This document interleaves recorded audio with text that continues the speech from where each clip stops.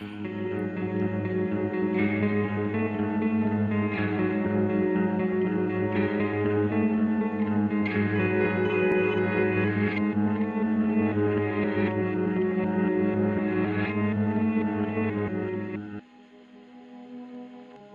guys, welcome back to Spooky Tuesday, a weekly podcast where we're breaking down all of our favorite slashers, thrillers, monster movies, and black comedies on the new scariest day of the week. I'm Sydney Thompson.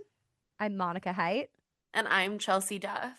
And this week, we're taking a long, romantic stroll during everybody's favorite place to take a long, romantic stroll. And that would be through a pet cemetery. Dun dun dun. It's like sweet, it's nostalgic, it's my like God. loving. Dang. It's the ground It's that slightly speaks. spooky, everybody's favorite place spooky. to stroll through. Mhm. Put it on your dating app bio. Loves long walks through pet cemeteries. Beach really- canceled. Nobody Cemetery, wants- that's it. You're gonna get a lot of matches, okay? You heard it here Who first. wants to drive to the beach? That's far away, girl. I got this pet cemetery down a creepy path right here. It's right in my backyard. So Okay. convenient. But if you've never seen the 1989, the original Pet Cemetery, not the remake, the OG, the IMDb tagline is, "After tragedy strikes, a grieving father discovers an ancient burial ground behind his home with the power to raise the dead." Which is like, Not the order in spoilers. which events take place. and also spoilers. Wait, I wasn't Oh. listening. Well, too bad, Chelsea. now I have to go read it for myself on my own time. She's reading it right now. Sure she Let us is. know That's when true. you got there. Yeah. Oh my yeah, God. that's not how I would have written it personally. No, No. not at all. But I think, first things first, I think this is a great morning movie if you want to have a weird day. If you want to start the day off on a really weird note, this is the one to do it with. 6:30 a.m. Great time to start watching this movie. And honestly, like, I forgot I love this movie. Say what you want about it. There's many things you can say. There are so many There's things a that you lot can of say. things you could say. I love it. I think it is a beautiful work of art, and it's so interesting and exciting, the choices that were made. But like the story that this is trying to tell, because I've read the book and then the movie, like, have such disparate tones, like really truly very different tones. I just forgot like how fucking funny this movie is, because it's so ridiculous, it's so preposterous, like the way some of the things are done. And it was a delight to be reminded of all of the strange things and all of the zombies. All of the zombies. This movie gives like made for TV movie in like the best way, a little bit like the vibes. Like, I feel that it gives that, but like the FX budget's way higher than a made for TV movie would get. So I feel that energy. Ugh. It was interesting to see that Stephen King did the screenplay for the movie. I feel like know. Yeah. he almost never gets the chance to adapt his own material, at least not in what I've seen of his work. So it's curious to see like him be the one to do it and decide like what stays and what goes. Not that I know anything about the book, but Yeah, there's like a whole huge chunk of the book and like the lore and the like Native American magical I stuff saw a little of that on trivia. that they cut out. There's like a whole like Wendigo kind of Ooh, like okay. beast thing in The moment when Judd is like, "That's just a loon," I did put in my notes like, "Ask Monica, is that what a loon sounds like?" But then That I is saw what on a loon IMDb sounds like. trivia that it was like even he doesn't believe it's a loon because that was one of the Wendigo hints apparently. Yeah, like it was a loon sound, but then like the second one where it was like like it was like a weirder longer loon sound. That one is, I don't know, maybe a loon in distress or probably Wendigo. Which like I really want to like read more and learn more about that like type of character in folklore and stuff, because I think it's really really interesting. Isn't there stuff with that with like Appalachia? Mm-hmm. Appalachian Mountains too. Yeah, I also just think it's one of the best words that exists. Wendigo is just like, I don't know, there's something about it. Like, can I name my daughter Agree. that? I don't know. You could. Something to consider. What? Something to Your consider. daughter Wendigo- named? Wendigo Leatherface Blythe. Yeah, Thank I think that you. would roll. Maybe she I has two forgot daughters. We about don't that. know. Yeah, maybe I'll have more than one kid. I'm Leatherface not Blythe going and to. Wendigo. Wendigo. They're twins. Oh my god, I love Dude. that. I forgot about Blythe. I still want to name my kid Blythe. Leatherface Yeah. Blythe. Leatherface Leather- Blythe is such a slay.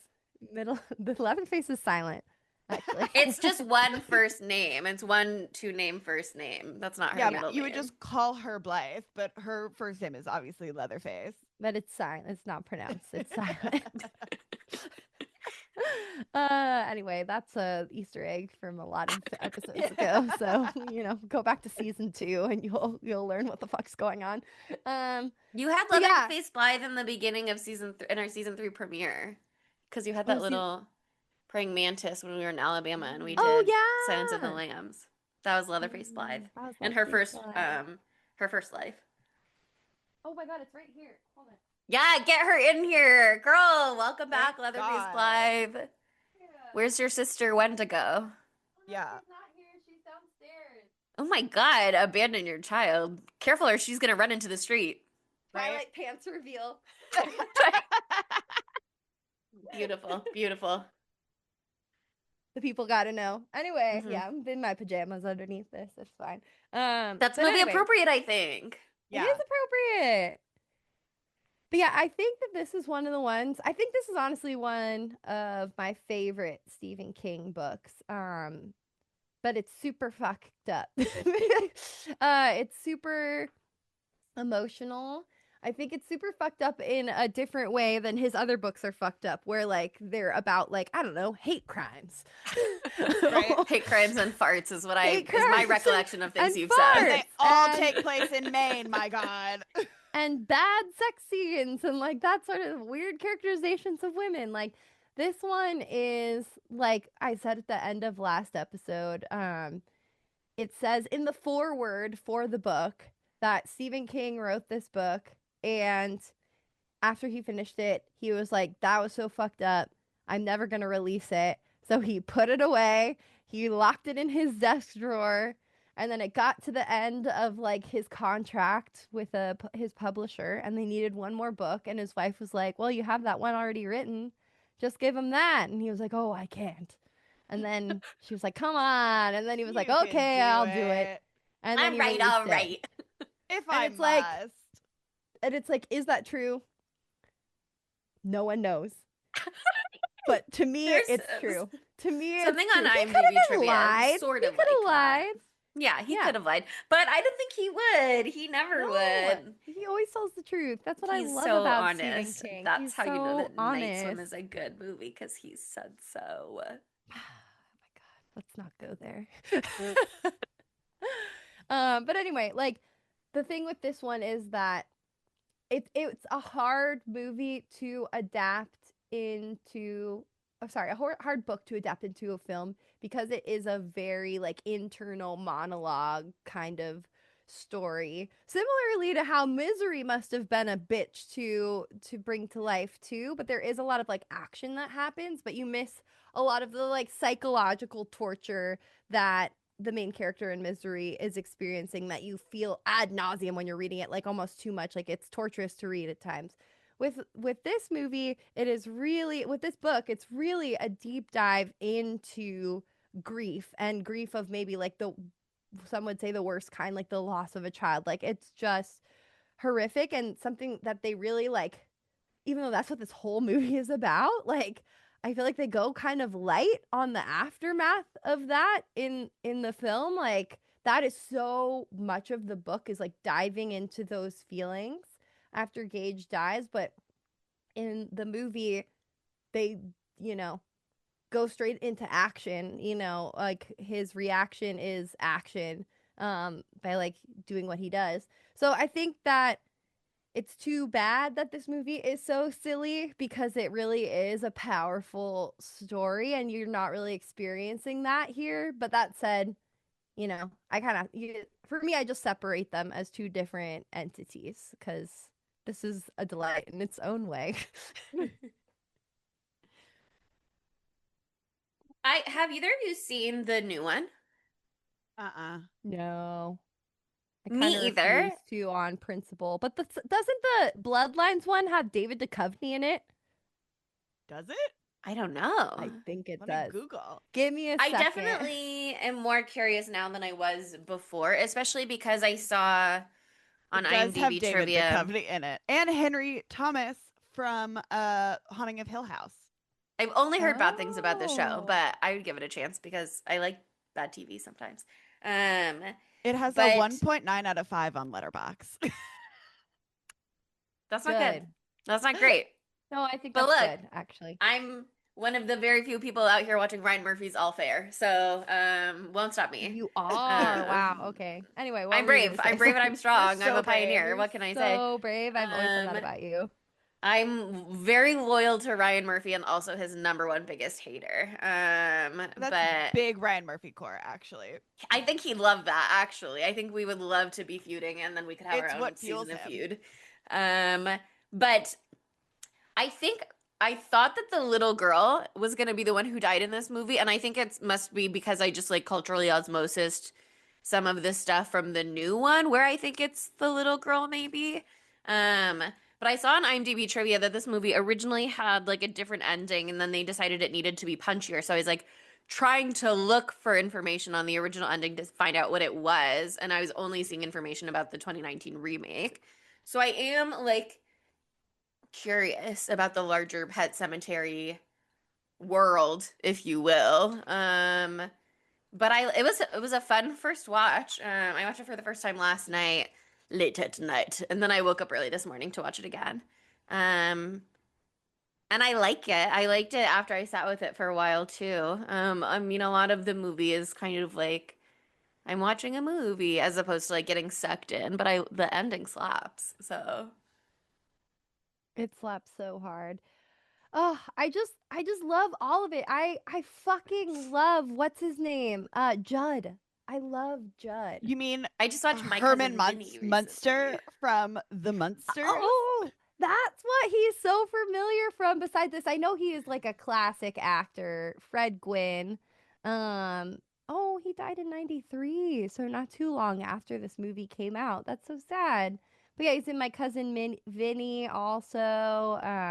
Which I just rewatched like last week. Oh, that movie's so Murder in good. Black and White. The Christmas Star. Murder by the Book. He's just a I did a classic, scene from classic Arsenic and actor. Old Lice in my middle school drama class. Ugh, he's so good. But yeah, I don't know. I just love the imagery of like the truck and like that ominous presence throughout the whole movie because like it's this little nuclear family. They're uprooted from Chicago, I think is where they were before. Yeah. So the father, what's his first name? Lewis Lewis, Creed. Um can, become the head of the hospital at like the the college University of doctor. Maine. Yeah. Yeah, the college doctor at the University of Maine.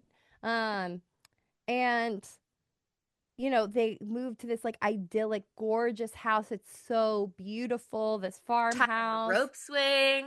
Gorgeous, but then like it looks pretty on its face, but there's all of these hidden dangers. Um, whether it be these Mack trucks like going 100 miles an hour down the road right in front with no gate, or a pet cemetery in their backyard that has like sinister magical energy. Now I'm gonna have a coughing fit. Get it out, girl. Poor Monica. Um, should I shall I talk? I was like, you're muted now. Yeah, I'm and gonna go to the bathroom. Sorry, keep talking. she's still doing her thing. Yeah, the truck stuff was so interesting. I'm so glad that I watched this movie a second time because there were definitely things that I caught on round two because I had already seen the movie all the way through once that I just like wasn't fully on the lookout for or aware of. Yeah. And the fact that we see a big Mack truck flying down that road before we meet the family is such an interesting setup. Like the way that that's that's what we learn about this Foreshadowed house and first whatnot. before the family moves in. Yeah, is like these trucks are huge and they are flying down the street. They're So I thought, so large. Like everybody knows like a semi truck yeah, and how big they are, but like especially when you see it coming, like you seeing it on interstates and stuff like that, but when you see it going down like a one lane small mm-hmm, town road, know what I mean? They are very sinister. Uh yeah. I Have you remember seen that TikTok about someone who has the pole like right in front of their house and cars and trucks are always driving fast and like knocking the pole down, like oh my ruining god. the infrastructure in the area? No. I do remember when I first got my like learner's permit, we would drive from Georgia to my mama's house in Alabama, and you would go the Uh-huh. back roads, and Uh-huh. there was this like tiny, narrow bridge, right? And it's like not a short bridge, it's like it goes over like the river and then like a pasture, right? So it's long. And my mom would be like, "You're gonna be fine. Just hope like a semi truck isn't there." Just hope. Oh my And the God. first time, it's You'll me be fine. Just and hope. it's me and a semi truck. And when I tell you, I am like white knuckling this because Oh like my they are God. going so fast, and I'm They're driving not supposed to do that. no, and I'm driving a Suburban, so not a small tiny car. Oh my And God. I'm just like, ah! I'm like 15. It was the You're so scariest brave and moment of my life. strong. Wow, you're a hero. Yeah, what can I say? They should But give also, you a medal for that. you would think that they would add like the slow children at play signs, or Yeah. like why not put a fence in That your was front my yard? like once your cat has veered into the road, you've already had a close call with your child. How come putting up a fence is not a priority at some point? I don't know. Just seems kind of like that's not going to keep the cat in probably unless you're doing like chicken wire over the whole And thing. even But then your they'll child, jump. But a child, why don't you have a fence?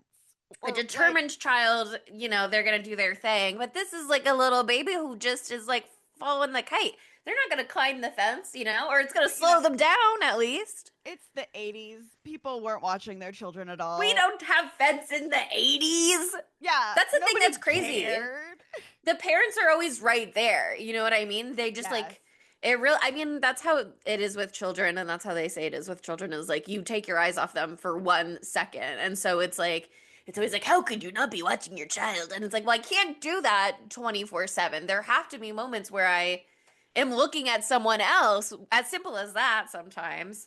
I do feel that both parents are always there, so I'm a little bit like divide and conquer, you guys. Hello. Right? You've got two Um, kids, like one parent per kid, like, and especially if you know, like, my mom lived on a 4 lane mhm. in like town. There's no red light, like, there's hardly any red lights. There's no, like, you've got a couple stop signs and stuff, but there was the 4 lane, and that's like the main road. And my brother, who is special needs, for a while like didn't go anywhere until my aunt bought the house across the street, and my brother knew that she was Mm. across the street, so he started crossing the street. And my mom was just like, I can't put a, like, she couldn't put a fence up the way like it Well, they're needed to be, expensive. and they're expensive, and so my mom just sold the house. Because like she I'm was getting the just like, fuck out of here. Yeah, she this was is like, not I a safe can't, environment. but she was like, he's gonna run out, like I won't be able to watch him, like, and my brother is six I three, was gonna say he's a big, like tall guy. 250. You'd see him where Gage is what, like two He's so little. maybe, and he's He's like so so little. tiny, like a big ass pickup, like 18 wheeler isn't gonna be able to see him in the road. He's No. so little. He's Oh, so dude, and in the tiny. book, that part is so fucking visceral, obviously, but like there's like a Oh, I can perspective imagine the of the truck descriptions. driver. If I remember correctly, there's like the experience of the truck driver is brought into it of like, oh my God, it's really bad. It's just like his guilt and all this other stuff. There's a whole part in the book that is so awful. I hate to even say it, but it's like in the aftermath, the dad, Lewis, is like having like a grief hallucination where he like sees Gage's entire life Ugh. and like envisions his whole life. Oh, it's really brutal. That's what I mean. Like that's where like more depth comes in because they're like Yeah. really like you're in that guy's mind and you feel his desperation, which obviously you can see in some regards here. Some I have a critique in a second, but like you don't they don't spend enough time, I feel like, in the emotional part of this. It goes right into action, right into him trying to figure out like what he can do next. And uh, there's a lot of physical stuff happening, but there's so much emotional weight Yeah. in the book that's lost in it, and it's so sad. And I I will think say that without the context of the book, it doesn't feel weird that there's not that emotional resonance of like sitting with it. It feels like so male to be like immediately I need to start solving this problem. Yes, totally actually. no, it does. And also I think that my one problem with what one of my problems with this movie is The only problem unfortunately I have. there's But only one one of issue. It's them. actually a perfect film besides this. Honestly, it might have all been fixed with this. I think that unfortunately the actor who plays Lewis is fucking terrible. I think Yeah. he's I liked him, but I really thought he was so bad. sexy. Oh, I he's think he's so very hot. good Oh He's looking, my but god, like he's he so hot. crazy hot. This scene, It wouldn't I change just saw his this on face. IMDb trivia.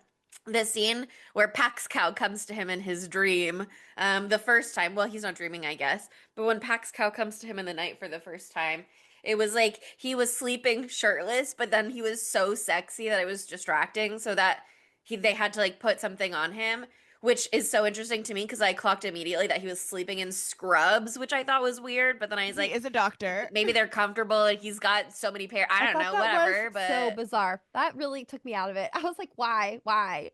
they could have just put him in a t-shirt. It But was actually his symbolic of sexy him chest taking hair is his just work home too. with him. Exactly. That actually, you know what? Given the Pax Cow context of that scene, I'll sign on for that explanation. Uh-huh. There you go. There's always a The reason. the first cut to Pax Cow when they're bringing him in at the college after he's just gotten hit by a truck, that was very jarring. I was what a Oh my god, that was like a sucker punch. That was yeah, crazy. that was crazy. Not in That was necessarily like a crazy. good, strong way. It was just like, oh, okay, this is what we're doing now. Yeah, I mean, it was effective. It made me feel things, but they were like, I was like, oh, Mm-hmm. I went from nothing to seeing a brain. Oh, that's brain, all Okay, right, yeah. there's a brain. But I Yeah, I liked all do. the VFX stuff, or not VFX, but I think gore. it's, I think that it came across a little silly in the Yeah. film because of just seeing something is different than imagining it. It can get a little goofier, especially because he's like a half-brain zombie man being called Pax Cow walking around. Oh, hello. Oh Hi. my god, is that church? No, it's This is Pickle. this is my personal church. I Wow, love the name really? church for a cat. I feel Winston like your church is Churchill. spooky. Yeah. Yeah. Pickle stays in the Um, house. Pickle stays. Oh yeah, definitely. But what was I saying? Oh yeah, I think the character of Pascal is like very cool because like it doesn't make sense, but it also does make sense. Like in the Yeah. living in this magical world, like he has crossed the barrier. Has he done the thing with church yet? At when Pascal dies, I can't remember timeline of events. I think Pascal dies, and then Church dies later, and then Pascal comes to him. Okay, yeah. So because he like is a doctor and he's working with life and death, it makes sense that he'd be closer to the veil, if you will. And then like Pascal, appreciates him because he did try to save him in that moment and like, might have this like sort of foresight because he is on the other side. Um but I liked him as a character being there trying to like stop him, like like keep him from making these life-ending mistakes and fucking with shit he shouldn't fuck with. A la Victor Frankenstein. There are literally so many parallels between Mhm. Frankenstein and this movie. So honestly, great choice, Sydney, to do this right after. These are two movies are definitely shaking hands. Um, but like also like having little Ellie, right? That's her name. Hmm. seeing him in her dreams and like having these prophetic dreams, and like children are also like supposed to be more inclined to see spirits and be open to that type of thing because like they have more of a mind for magical thinking. And like it just looks kind of silly like for us as a viewer, but like in the book it's like she's fucking terrified by these things that she's seeing, and her parents aren't understanding her because she's a child, and they aren't taking her seriously because she is a A child. child. And then she's having this grief and this crazy grief experience, and she's like seeing these horrific things where her parents are going to die, and she's learning about grief and death for the very first time, and then she has to face it like this throughout. Like I think that it's still great in the movie, but it like loses a little bit of its like punch because he looks so silly and he's a little goofy, and it's like, okay, we're having this like zombie guy walk all around the town. But I still liked it. I still thought that actor did a good job. I saw like something where they talk about, like the Stephen King cinematic universe and how everything is kind of connected through all of his stuff, right? And they Mhm. talk about how this whole family has a little bit of the shine Mm. because, like, um, Ellie is having these dreams and stuff, and the dad is able to see the ghost and whatnot, and so they talk about all that kind of stuff that interconnects with everything else and might be why like they're more susceptible to being you know uh That wouldn't persuaded surprise me. in Yeah. all this kind of stuff. It's so interesting to me. One of the things on IMDb trivia said that Mary Lambert, the director, she's my girl for this one. It said one of the things that draws her to the horror genre is the opportunity to make up your own rules as a filmmaker. Quote, you can create a world that exists with its own set of rules. You can ignore physics, but the only thing you have to do is then adhere to those rules. So it says, Mm-hmm. she says Pet Sematary does a great job establishing and following its own rules. Obviously, the movie's not like laying out what the rules are, but trying to suss them out is interesting. I think it makes sense from what I can tell, especially on a second watch. I'm really glad I watched it twice.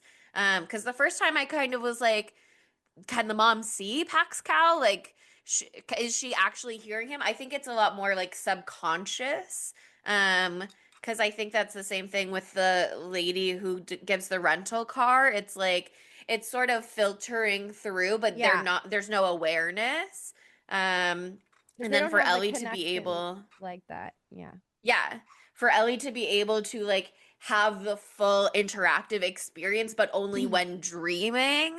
And then Lewis can have the full interactive experience, but because he was there for Pax Cow's dying moments. Mm-hmm. Um, and then like the mom Rachel, she can get more. I mean, I think a lot. It's been repressed for a really long time, so it doesn't come up Mm-hmm. meaningfully until she's like in a grief spiral again. But for her to have the Zelda stuff because she was there for Zelda's dying moments, like I think there is I have a sense that there is like strong internal structure there for what's allowed and what's not allowed. Yeah, and I also liked like a la Final Destination. There's like the Hmm. will of death that it plays a role in this movie as well. Like there's Pascal, but the foil to Pascal is death itself, or whatever the spirit is, whatever turned the soil bad in that Indian Sour. burial ground, sour, yeah, in that burial ground. Um, Which is it supposed to be the it Wendigo, right? Like that's what's bringing everybody back to life. Is it? I don't remember the details of that well enough The original to screenplay featured the say. Wendigo, a Native American demon that was mentioned in the novel, but it was ultimately cut from the film. Its presence is only implied twice. First, in the scene where Lewis is walking through the woods at night and hears something large knock down a tree. Don't remember that scene. And second, when Judd first takes Lewis up to the Indian burial ground, there's some kind of loud crash deep in the forest, followed by a long, almost feminine howl. Judd says, "It's only a Hmm. loon," but it is clear that he does not entirely believe it himself. One thing that I also was like, was that related to that maybe? Is when he's carrying Gage up and like the big scream comes out of the rock. I like took a screenshot of that moment to be like, What was what that? I don't know. I'm like, should I be recognizing this face? It looked like Judd to me. I took a screenshot so I could like get a good look, and if you told Is me it it was Judd, I Pascal? would believe you, but I don't like have it. Send me the screenshot. Let Yeah, me I look. will. And then I have another screenshot to send you later on that you will love specifically, but we're not there yet. Yay. I love a timely screenshot. Oh my god. Wait, what? Is his mouth cut? Is this a premonition of the way that Judd dies? Like, Maybe that would make sense. that looks like him. He's got long. It looks like him, Herman and it Munster looks like face. the cut that he gets on his mouth when Gage slashes him at first with the And the like scalpel. stuff around his face looks like when Lewis goes into his house and it's like spooky, scary, haunted house. Right? That was such a weird Oh my god, I vibe think this is like a thing. foreshadowing thing. How weirdly overt. Okay. Well, How since we're talking about weirdly overt. foreshadowing, I'll show you my other screenshot now. Yeah, because it's He's like the so blood is on his mouth, and it's on the same side where he gets the slash through his mouth. And then later on, Gage eats his lower lip, I guess. Cool. Yeah, what a Glad we cute don't little have to see bee. that. Cool. Okay, sent.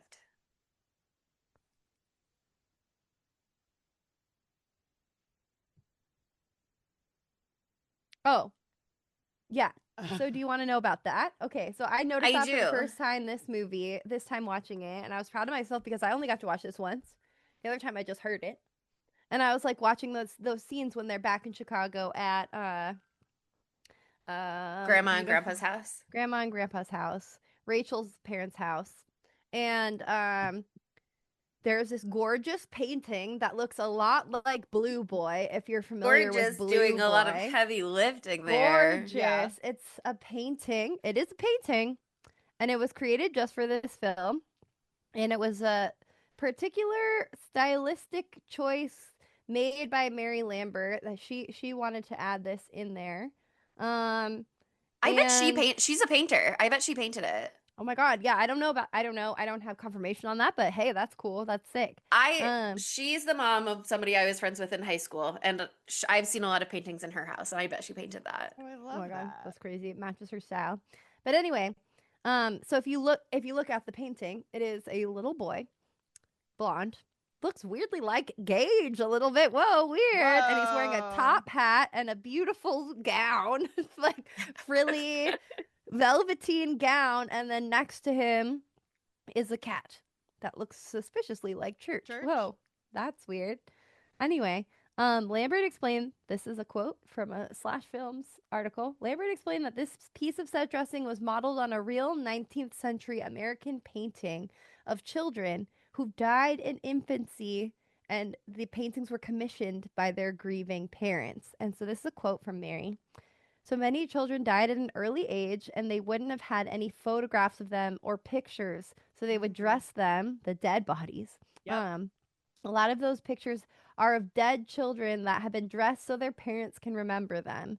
That's why they're so creepy. Those portraits of 2, 3, 4, 5-year-old children dressed in weird little outfits and really stiff. That was my inspiration for how Gage comes back, because that's a form of bringing somebody back from the dead. I love those So old photos. Like, and they'd have like the whole family take photos with them because like they wouldn't have pictures. yeah, it's such a horrific, tradition of the past, because it was very, very expensive to have photos. And I do really appreciate like her bringing that into it. I do think that it is the silliest fucking shit I ever seen in my life, the way that it worked out. I love the idea. It's so fucking silly. And I think it The really cat face is also hilarious. That Church is in the photo as well. Right? oh yeah, it's so funny. It's so on the nose. I was like, wow, I'm really whoa. I love that And then like painting style of cats as well. That like yeah, It's so medieval, European. like yeah, it totally looks like the medieval cat that's like has the fish or Uh-huh. whatever, that famous Uh-huh. painting, that you know what I'm talking about. But like I love it. And I think that having that painting there and having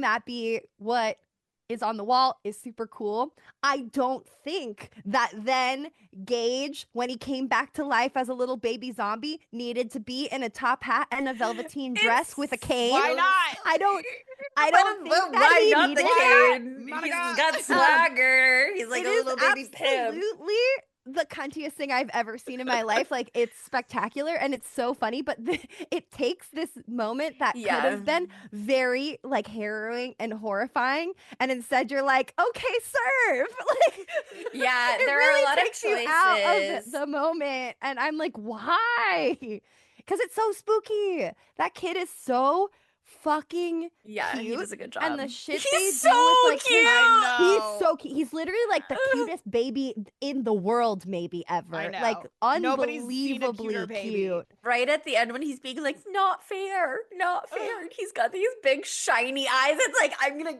I'm gonna kill myself. I know. Imagine if he wasn't wearing a top hat though, and you might have felt it even more. There were choices made within this film to make a moment more unsettling. And I think that was one of those choices. But also, it doesn't read for me in the year 2025. Same with Oh the my choice to have God. a man Top play hat. the 13-year-old sister, who also, Right. at least as a ghost, but I think in the death scenes as well, is wearing that same dress, basically. So I'm like, is Yeah. this like a death shroud That was all supposed to be like a dress? reference. And then I was like, is this photo, this portrait, like technically of, obviously it's like meant to foreshadow Gage and Church because Church is also in it. But I was like, was that meant to be Zelda? And it's in one scene when she's on the phone, but then it's also in another scene in a different spot in the house. So they have, I mean, presumably for filming purposes, they only made one and they moved it. But within the house, in the universe of the movie, they've got two of them in there. So what's going on? I think that, like, unfortunately, like the quote that you just said from Mary, where she's like, you have to follow your own rules. I feel like this is where the rules are like, beep, beep, beep, beep, beep, they're like going all over the face. Resources like, are finite. Yeah, I just like, it's supposed to be like, there are psychological elements of this film for sure, like being haunted by the ghost of her dead sister. That whole part is so fucked up. It's crazy. Her monologue was wild. Mommy's monologue, where she's like, yeah, and you know what? I was running down the street and I was laughing. I was laughing. Incredible monologue. Honestly, Like, incredible. okay, 10 out of 10. Rachel. Also, Dead let's is just talk better, about. really.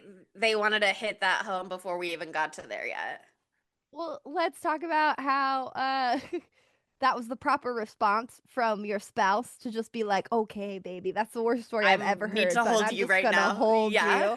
He's not gonna be like, oh my God, you know, because that's And a lot. to immediately be like, I hate your parents. Fuck your parents. Yeah. He was like, fuck your parents. And then immediately he was like, I'm getting you a Valium. She's like, I don't take Valium. And he's like, you You're will taking tonight. it tonight. I'm getting you drugs. That was like probably God tier response from a husband. Very Okay, but rare. also, who's Yeah. turning down Valium, especially after a traumatic event?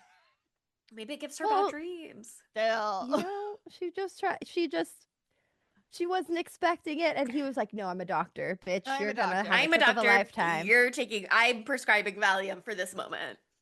That was a great one. But like, there are these like specters of the past that come up throughout the movie and are haunting these people. But like, the zombies or reanimated corpses, characters, whatever they are, those are real. Those are real. And so it should be the real clothes that they were wearing. Like, I don't understand why they're like mixing their metaphors here, where it's like, oh, I'm in a Maybe ghost that's outfit. his funeral outfit. They put a cane in his little baby coffin with him. Yeah, no, you're right. I'm so sorry. That was stupid of me. Well, okay, I forgot that I in could- 1989, the funerary customs for a child corpse. The cane is really the only thing that is trickier to explain in universe, because you see the sister in a similar gown, you see the sister's ghost in a similar gown. You're telling me that there's some familial significance to this, perhaps, maybe, sure. But now you're throwing in a top hat and a cane, and it's like, well, I They were don't know like, oh anymore. my God, do you remember that cunty painting in mom and dad's house? We should dress our dead kid What like if that. we made Like, him what look the just hell? like that? Maybe that was his favorite. Maybe he loved that painting. Yeah, I just Oh, don't little think that Gage, like he loved the painting. We should dress him up like that for his afterlife outfit. They had to pick his ghost outfit, and they said he loved painting. Let's give him a little cane. It's got to be let's jaunty, make him okay? let's make him actually just the fiercest bitch in all of heaven or hell. Actually, And we if can't Ellie send our died, son into the afterlife in a normal fit. Come on, how's he gonna stand out? if Ellie died, they'd bury her in that cute as a button shirt with the buttons on it with like pigtails that came out of it. Oh my god, I loved all of her Slay. outfits. She was so cute. Ugh, yeah. It's so it's I don't know. I love this Stephen King entity because I feel like it's so simple. It's just really about like protecting innocence, like like adults seeing a child and trying to protect them from like the harsh realities of life and death that they're going to have to face in the future, and how like in that protection there's harm because you're not preparing them for what's going on. It's like this like the struggle with like letting Ellie know that her cat could die someday, and the mom was like no, because like she can't experience that because I experienced that as a child and it was horrific, and I don't It want her to fucked me up. experience my Yeah. So now she's traumas. not allowed to know death exists. Yeah. But then And like it's like, well, girl, she gonna find out. and then Judd being like, I think I decided as a man who lives across the street that we should fuck with life and death because I think your child isn't ready to experience the death of her cat. So we're going to do this. Like, it's just all of these misguided attempts at parenting where people Yeah. try to like correct the problems that they've had in their own lives, in the lives of their children. And then sometimes you perpetuate it through those attempts.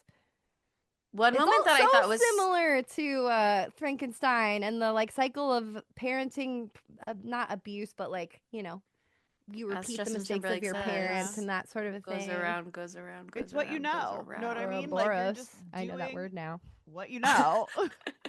Yeah. Um, one moment that I thought was really interesting for the parents' relationship dynamic was before Church has to go get his nuts cut. Thank you, Missy, for that colorful phrase. So fucking funny. Dead. Before he has to go get his nuts cut, and Ellie's being like, "Do you promise he'll be okay?" And then I don't remember the words the mom used. She says like, "Don't shimmy shammy" or something like that.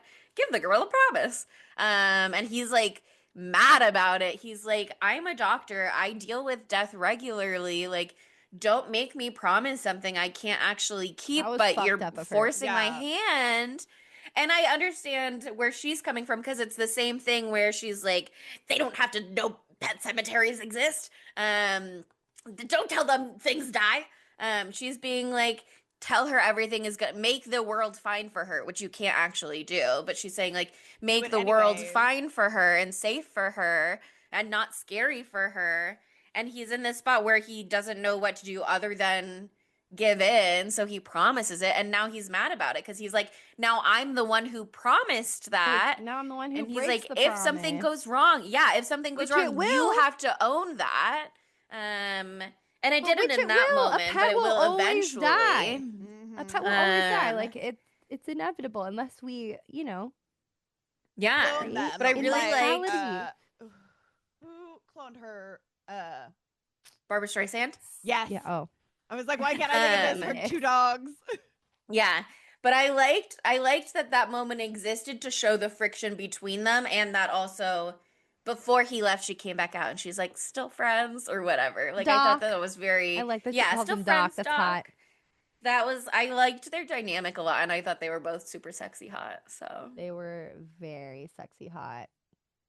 I loved the Oh. mom's style. I Chic loved Yeah, her bitch. her style. If I long shorts when they're like going on the path and he's Incredible. like baby wearing Gage. I yes. talked about Elizabeth James Parent Trap because of Monica's Hot earlier, but her hair was also giving me Elizabeth James Parent Trap. Yeah, I loved her little polka dot dress with like the polka dot scarf in her head, Mm-hmm. in her hair. Excuse me. I was gonna dress as that but I had to be cunty Gage. Like, come Yeah. on. I had the frill shirt. I was born for this moment. We'll color Uh, correct in post. it had to be done. It had to be done. Oh, it's fine. We're only doing amalgamations for Bring a little, cosplays here. yeah. I'm like, I Exactly. have overalls on because overalls are worn 1,000 times in this movie. But It's that's an the best I got. inspiration. Yeah, we're Disney bounding except for Pet Cemetery. Pet It just Cemetery survives. Exactly. We're bounding. Pet Yeah, of Cemetery course. bounding. Sorry to bring that up. Okay, really quickly, just because I don't want to never talk about her at all. Remember when Missy Yeah. unalived herself? Remember that part? Yeah, Woof. and I Ugh. have to imagine that that is fleshed out in a lot more effective way in the books. May I don't know, maybe it's I not. don't remember that Because part very again, well. it's his screenplay. He wrote it presumably how he wanted to write it, and IMDb trivia said like he was very strict about wanting it to be adhered to. So I don't maybe it's exactly how he'd like it. But it seems so out of place. It like clearly is just there for plot purposes to spark the discussion about death Ha and the ha! afterlife before Church dies. Like that's what it is serving in the movie. Yeah. But it is just so like smashed in. So in the book, Missy Dandridge does not die. Instead, and I thought that okay, this makes sense to me because you know me with my memory. I read this years ago now, so it's been a minute. Judd's wife is still alive at the beginning of Pet Cemetery. His wife Norma, um, Hmm. and she is the one who passes away, and that is it's the same role. It plays the same role as it does in this book, which is just to serve as a way for Ellie to see death for the first time and have to start confronting it, which sets all the rest of everything in motion. Um, but yeah, the character of Missy is young and vivacious in the book, and she does not die by suicide as she does in the movie. And Norma dies of natural causes because she's old. What Yeah, interesting choices to I change think. that. Yeah, I feel like. Yeah, and well, I kind of get why he did it because he moviefied it. Like I don't think it was For the drama. necessarily the right choice, but like for the drama of it, like is visually more horrific for a horror Yeah. movie that doesn't have very many like scares in that way. I don't agree with it. And also then he would have had to like the whole thing that it's much more emotional. The death that Ellie experiences, the whole family experience, because they're homies hardcore with Judd and Norma.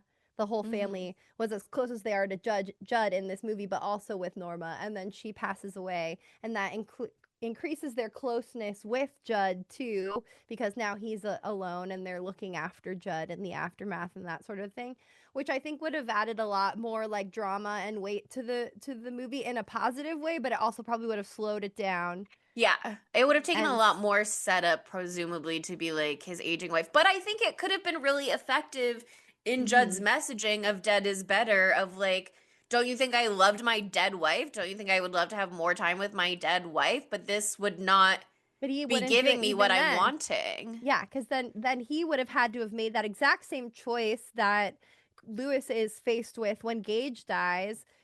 He could have brought his wife back, but he didn't because he knows that it would bring her back wrong. And Hmm. so I feel like he would have that fresh decision being just made, like that would Yeah. made him better at explaining it to Lewis. But then I don't remember exactly how that goes down in the book, but like the fact that he sleeps through his opportunity to stop him is just brutal, Yeah. Yeah. diabolical. Yeah, I think the choice is a little not exactly the same because if your wife dies of old age, you've had a long, full life with her first. Totally. And also, it's like only your grief that you have to live with. I think in the situation with Gage, part of what is so compelling about his like need to explore it despite all of the warnings is A, he feels responsible because he was the one who was Who flying the couldn't kite with catch Gage. him. And B, he feels responsible because he was running after him, didn't get there in time, tripped, fell on his face. C, he wants to fix it for his wife and his daughter. He doesn't want them to have to experience this grief and this loss, especially with Ellie being like, God could bring him back if God wanted to. Like, couldn't he? God just doesn't want to. I want to go like sleep in his bed and stay in his bed and hold on to this picture of him because I'm not ready to accept that he's not coming back and that he's really gone. And Lewis is like, and I know that there's a way that he can come back. And yes, you're telling me it's not the same, but to me, like his logic, it makes so much sense. Obviously, again, wrong decisions, but from a scientist's perspective as a doctor, I can see how he's like, okay, I've devised um this theory and how to test this theory. My hypothesis is that he can come back. And if it doesn't work out, I'll just put him to sleep again and it'll be handled without anyone else ever knowing anything horrific has happened. Unfortunately, the emotional and physical toll of doing that task does not set him up for success because he drags himself home. He should have sat there and waited until a body crawled out of the dirt. But again, he's full grief spiral in the middle of it. So like he's not being the most logical, and I'm sure like he's not thinking point A to point B whatsoever. So for him to go home and go to sleep, it's like that is the wrong call, but you can absolutely understand how that happens. And then for him to be like, okay, take two, testing my hypothesis at the end. So like, you know what, girl? Again, you're wrong, but I see how you had to try. He was You see like how you must convicted try. in his wrongness, you know? Okay, here's what went wrong with my first trial. For my second trial, Well, by I'm his trying a second new trial, variable, which is time. He's literally insane at that point. He's like literally completely lost his mind because like he has just precipitated the death of his best friend and his wife in an attempt to like bring his son back. And then he had to kill his son. And Ellie's over there in Chicago having horrifying dreams about it all. And he's like, no, I have to, again, make the world fine for her, which is not within your control as anyone, but as a parent. I'm sure that is like such a strong want, and it's just not possible. I think that for me, one of my favorite parts of this is like sort of like and it's not super overt, but they talk about it a little bit, like the balancing of the scales of life and death that seems to happen in this movie too, where like they got Church back, but they had to lose Gage to get Church back, and then you got Gage back, and then like I don't know, it's just like at that point it's just wild punishment. It's just like everyone involved is going down, but like I love that idea of equilibrium, and I love that like when they think it's again like Frankenstein. You think that you can create life again. You think you can get what you want, but like nothing exists without consequence. Nothing exists without an equal and opposite reaction, you know? Like I like that. It simplifies things, but I think that's really cool. I would love to see. I mean, I understand why this movie's been remade so many times because it's such a powerful story, and to see it done non-hokely is the word. That's a word. Would be so fire, so sexy fire. I But don't know. I I don't. need the chest hair in the bathtub in every Oh, that was version. so good. Oh my god, that Where- part was so horrific. He's in full chiller mode, and the rat goes in there. I Ugh. thought that was so funny. It's like, okay, like you have this He looks so cursed good. cat, and he's still being like, he go, daddy, fuck you. How about them apples, Bob? For Yeah. that. Yeah. But I agree. I like the theme of balance. And one of my discussion points is like, is it Pushing Daisy rules? Where in Pushing Daisy, the TV show, do you guys know the premise of that show? You should watch it Yeah. if you haven't seen it. I've I seen want to it. watch it, but I haven't. Yeah. For anybody who doesn't know, it's like the main character, played by sexy icon Lee Pace. He has like a gift or power, if you will, where he can touch something dead and it can come back to life. He can't touch, if he touches it again, it'll die again. But he can only do it for a minute before the universe rights the scales. So if he touches something and it comes back to life, and it comes back to life for more than a minute, it will take a life somewhere else. Somebody I else did will not just know drop that dead. about that show. Yeah. And so Oh. that's part of the central premise is like this woman he loved as a child, Chuck. He brings her back to life, and it's like can I be responsible for her dying again? Obviously, she was already dead, blah, blah, blah, blah, blah, blah. But then can I be responsible for somebody else dying? You only have a minute to decide. That's just episode one shit. Mhm. But that's like the way that the world works, and you don't get to pick who's gonna die. And it might be somebody totally random on the other side of the world. It might be someone right across the street. It might be someone in the same house as you. So like even if Judd knows these rules, and I think Judd does have a strong idea of these rules, even if he's like, maybe that's not, I only know this one person who got brought back, so like maybe it is not, maybe it's allowed, maybe it was a coincidence last time when my dog and then somebody else, whatever, not long, whatever, you know. Um, he's like talking himself into it because he wants to be able to do this nice thing for Ellie. But I think even with that idea in his brain, it wasn't until Gage died that it even occurred to him that it could be so like immediately close to the home. Like he knew there might be consequences, but he didn't think that they would be so immediate and personal and devastating for them. Yeah. No, totally. Like he has in his mind he has the solution right there to take away this pain before it even begins for little Ellie, and of course he wants to do that for her.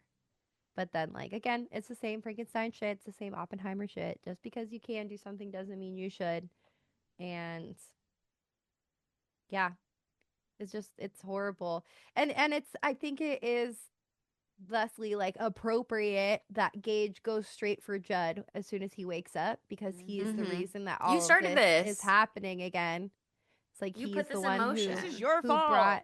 brought this shit back, and there you go. I'm actually obsessed with the idea of that word weird woo spooky face that goes boom in your face. Being like Yes. oh it's like being like a foreshadowing thing of Judd's death. Like how weird. Absolutely bizarre. 10 out of 10. Great. Yes. Good. I'm glad. But oh my god, I love it. I love that kid. He's so cute. He's so cute, especially when he's spooky and he's in his little hat and he has his He's little so cute scar. and silly. I love him. He goes. I love his little hands. When they do so much voiceover shit with him, which I don't even Yeah. know if that's his voice. Like it could be a voice actor. I don't know. I couldn't tell you. I didn't look that up. I should have. But like when he's just the disembodied voice, I'm like, so Daddy. that's Elmo. I'm like, so there's an evil Elmo. Like I was picturing Elmo. It Hmm. really sounded like Elmo. And then also like, and I It's read giving this in Child's some Play a little bit. that words out of my mouth. That's literally what I was Mm. just about to say. Yeah, he like the way he walks around and the way his movements, and he's the exact same size as Chucky, and he's got the Mm-hmm. little like scalpel slash knife. This came out the year after Child's Play, so there's definitely some inspiration there. Um, and absolutely the best part of the entire thing is when he's a puppet. Remember Yeah. that part when he's a puppet for a second? Slay. Remember when he Yeah. gets super strength also?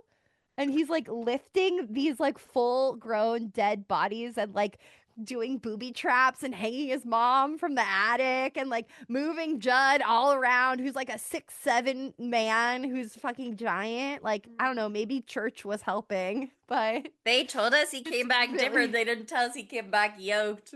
he came back different. And by that I mean fucking ripped. You want your gains? Fucking die, Yeah. get buried, come back Here they yoked. are. Yeah, there was something on IMDb trivia that was talking about the logic of the book, which is essentially like the magic of the cemetery, if you will, allows. Oh, no, it was. I was trying to find stuff about the ending, like I said, and I found a discussion board where they were talking about the movie. And I think it was somebody in there was talking about the magic of the book is that yeah, it says while the book clearly states that whoever wishes to go up to the woods will find a way to make it no matter what they are carrying, such as a large bull on a sled or an undead child carrying much heavier adults, blah blah blah blah blah.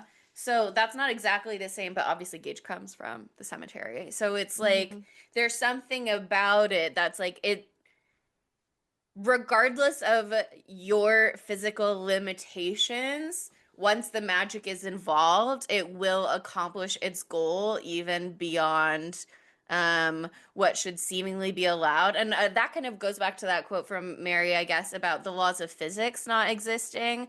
Like this little baby can lift his mother up to hang from the ceiling, which I think goes back to Missy hanging herself. So maybe that's also a foreshadowing Yeah. moment. Um, but this little baby can do all of these things.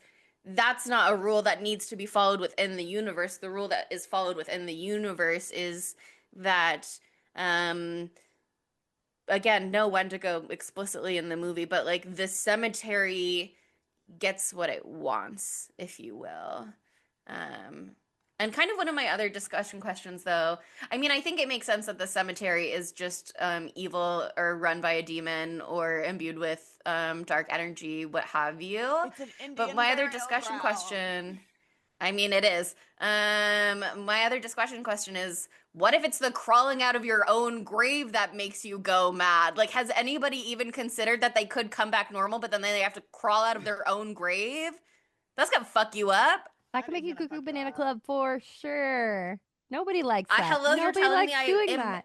He says about church, like he had to like bite his way out of the dirt. Like, yeah, your And cat's he's gonna got be the little weird after plastic that. bag. Yeah, because he buried him in the plastic bag. Rude. Very rude. Poor Church. What a crazy looking cat, though, by the way. Those eyes. So beautiful. Yeah, I can't the believe The they put eyes following the was done contacts cat. on in the eyes. camera. The eyes were done in camera allegedly because it's just the way the eyes, cat's eyes reflect light. They put a light like right on top of the camera to shine right into the cat's eyes for the spooky bits, so that it would just like that's just the way that happens, I guess, with cats. They had a bunch of cats that they used though. They had like one that was like the jumper cat and one that was like the screamer cat and one that was the cuddly cat. And I was like, how lucky are people in this world to just be like, this is our cuddly cat. This cat is only here for cuddling. Right I wish my cat when was they only here for put cuddling. Church like in bed and they like tuck the covers. That's my cat. So cute. Oh my Unfortunately, God. Ladybug used to literally like snuggle right here. She wanted under the covers. I have Yeah. so many videos of just like lifting up the covers and there's Ladybug. And then Precious. Pickle. All my animals, like I sleep surrounded by animals. Mm-hmm. So I have like Hazel here. I like sleep on my side. Bobby gets in like the crook of my knee, and then Pickle gets in like somewhere within that on top of the covers. So I'm like, I'm cocooned. I am snuggled. It's so Having a cuddly cozy. cat is a blessing. I It's am seems waiting for my rare. cat ages into that. She's like that Yeah, and sometimes, but she I'm doesn't praying like for to be you. caged. Like Yeah. when I hold her in my arms, she's like, "Ah," but then if it's the middle of the day when I'm typing on my computer, then she wants to sit specifically in my That's arms. the fucking way of Yeah. the cat. It's like on Girl, my terms, bitch. And it's like, but what about my desires? I what mean, about you'll see mine me? all the time. Pickle, who was just here sniffing the The camera free will of the earlier. cat. Yeah, Like, who am I to The stop dog him? can be tamed, but the free will of the cat. I Never. know, and I love her for that. Wait, okay, something interesting that I wanted to bring up. Um, two things. One, Mary Lambert, most well known for the music videos that she has directed. She's like a well known music video director. She's done stuff for Madonna. Let's see, I want to go through and look at some of the ones that she did. Um, that I oh my think god, she's Janet done so Jackson. much shit now. Yeah, Janet Jackson. Oh, here. Madonna, La Isla Bonita. Janet Jackson, Nasty, Janet Jackson, Control. Oh my God, these are fucking Okay. incredible. Yeah, Slay. Eurythmics, Would I Lie to You, Madonna, like a Material virgin. Girl, The Okay. Go Go's Turn to You, Sheila E., the Glamorous Life. Oh my God, Like a Virgin, Mm-hmm. Borderline. Oh my God, she's done so many. Oh my God, fucking Control and Nasty are crazy though. Bunch of Mick Jagger shit. Also, Like a Prayer, kill me. She went from Like a Prayer immediately Pet Cemetery. Okay. Like a Prayer, Pet Cemetery. Important. I feel like that's important to say, and I hope that really changes your reading of the film. The other thing I want to say though is that originally this movie was not going to be directed by our girl. It was actually going to be directed by George Romero, which would have been incredible. apparently, like when this book came out, a lot of people were vying for it. And so Stephen King was like, this was like early 80s. Stephen King was like fielding different offers, and then he decided to go with George Romero because he wanted to write the screenplay for this one. It was very important to him. And it was a non-negotiable. But then, like, sort of in the mid 80s, like, desire to adapt Stephen King ship was waning a little bit. And so people didn't actually want to make this, like, sad fucking movie about a baby getting hit by a Mack truck. Weird. That's so Sure. weird. Shocker. It's crazy. And oh yeah, they also his other thing is that he wanted it to be filmed in Maine. So this one's Wow. filmed in Maine, I guess. And then Yeah, I yeah, think so it they didn't filmed it in the happen. actual pet cemetery, or not the actual pet cemetery. They filmed in the real cemetery. That was like his Yeah, local cemetery for the cemetery scene, girl, right? And you went did there? you look at my post that I spent 3 hours on? Yes, I did. I'm just Yeah. bringing it up because it hadn't been mentioned, and I was doing it so casual to set it up, tee it up for you. But that's Yeah, fine. it's the cemetery that apparently there is a pet cemetery somewhere in it. I couldn't fucking find it when I was at this cemetery. And let me look up what the name of the cemetery is. But Can I tell I you went while you're there. looking one other movie that Mary Lambert did, and it's called Mega Python versus Gatoroid. So we need to watch that. Oh, we gotta watch that. Well, that Add it to sounds the fucking list. incredible. What does that mean? No one knows what it means, but it's goddamn, is it provocative? That's so funny. And she Okay, did here. Halloween Town too, Calabar's Revenge. Oh, I Oh, love the that. Mount Hope Cemetery. That's where it was. So that's the scene where Missy's funeral happens, and the pastor presiding is Stephen King himself, looking absolutely Mhm. fabu, might I say. So I went over there, and apparently that's also where he got like the idea for like many of the names across many of his stories. So like Georgie, there's a headstone of Georgie. That's where he got that name. Countless others. So that was like a big source of inspiration for him. Also, absolutely slay visual Stephen King wandering around a cemetery writing down names he likes for his Yeah. books. I love Incredible. also doing that. Incredible. I Me love that walking around so Speaking much. of, cemeteries for baby names. yeah, and the larger Stephen King universe, apparently the kid who played young Bill in the 1990 It is one of the voiceovers in the beginning of like the kids talking about their pets in the cemetery. Oh, okay, Oh, cool. Which is R.I.P. fun trivia for you. Yeah, so apparently with the George Romero thing though, it got to the end of the 80s. In 88 there was a writer's strike, or I guess, or some sort of strike. I'm now lost it. Hold on. I've now lost it. It is a writer's strike. Okay, cool. And so they're looking for scripts that like were already written so they could produce the movies. And well, screenplay was already written by Stephen King, and so they got interested in Pet Cemetery again. And Romero was still gonna direct it, but then he had just finished filming Monkey Shines for Orion Pictures. Never heard of that movie, but he did that. But the studio was demanding that he come back and do reshoots, changing the ending. And so that made him unavailable to direct Pet Cemetery. And that's when Mary Lambert was hired instead. Um, after Stephen King saw the Like a Prayer music video, he was like, oh my God, no, I'm kidding. I made that part up. I made that part up. Pop off, Queen. He was like, fuck, that was He said, crazy. "Slay, mama. Let's He's- get that lady." Quote Stephen King, slay mama. Slay mama. Bring that energy to this movie about a child being hit by a Mack truck. And that's where the hat came from. Oh my God, it all makes sense.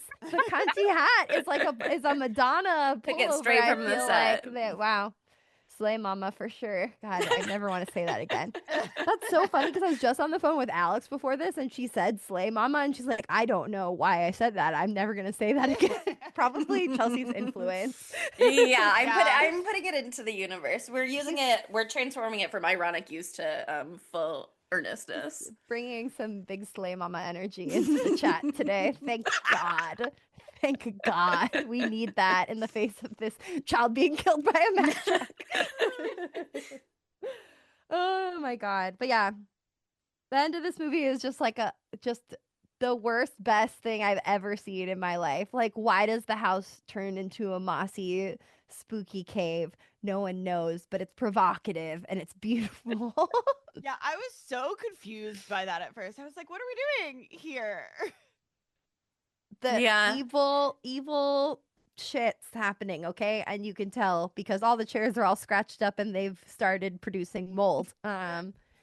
Surefire sign of evil energy. That's why he burned Well, down the house because he's like, mhm. there's too much mold. It can't be fumigated. We just gotta kick the whole You thing gotta out. But get it's rid of not. it. There's not mold. I loved that reveal because it's like he's seeing this like spooky house because he's aware of what's going on and the evil forces at work. But then it's like when we actually see him on the landing with baby evil Gage with his cane and his top hat, it's like it reveals that like the house is normal actually. Oh, I totally Um missed that. yeah, and so it's like Ooh, you're mind seeing games. it objectively now as opposed to like the way that he's like experiencing moving through this world. Fuck. I liked that. I thought that was fun.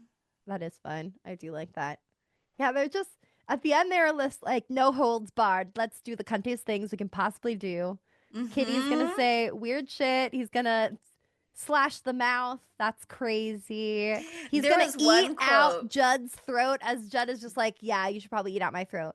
Can you believe that this movie inspired House of Wax and the cutting of Paris Hilton's Achilles heel? Can you Yeah. believe It's that? They Jared got that from Padalecki's this. Achilles heel. Mm. What? Paris Hilton gets impaled on the impaled on the pole I in thought the that they garage. cut her. I Jared think they. Padalecki is the one he's the Alicia Cuthbert boyfriend. They're in the house to use the bathroom. He goes inside and then he's wandering around and he gets snipped with the scissors.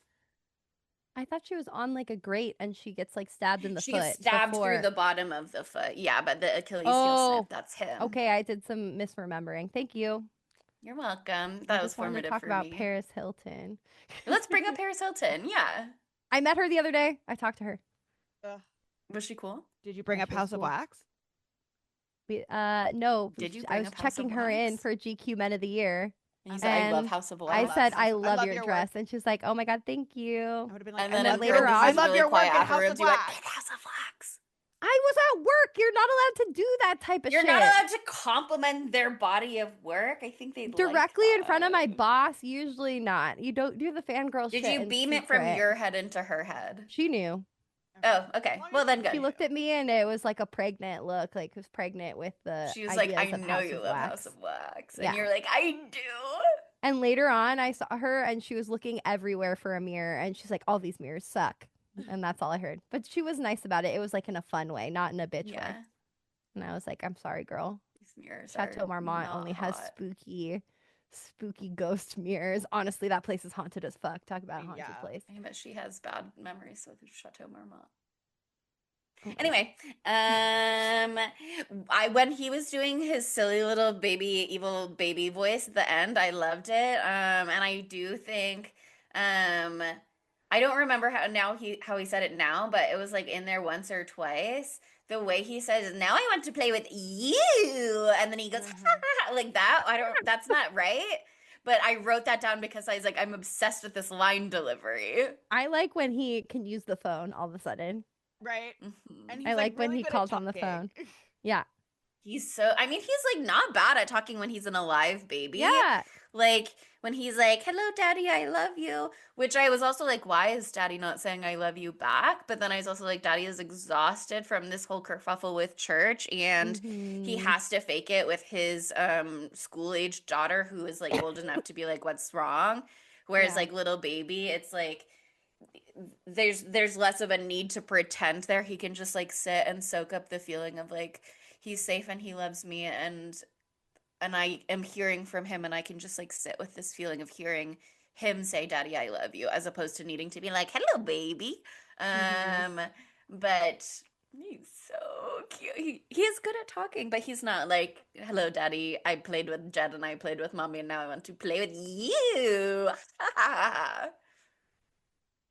You. What an incredible choice as a Incredible a line voiceover delivery. moment.